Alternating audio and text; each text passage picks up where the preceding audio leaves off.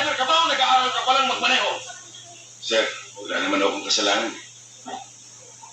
Bigla na lang sumulpot ang driver niya. Ano?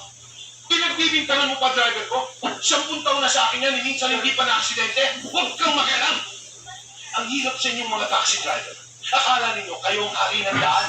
Mga arrogante, mga barumbado. Palibasa mga patay gutom kayo. Pero, huwag naman ganyan. Masyado namang mabigat yung binitawan ninyo. Sir, huwag kang... Bakit? Hindi ba totoo? Na mga patay gutom kayo?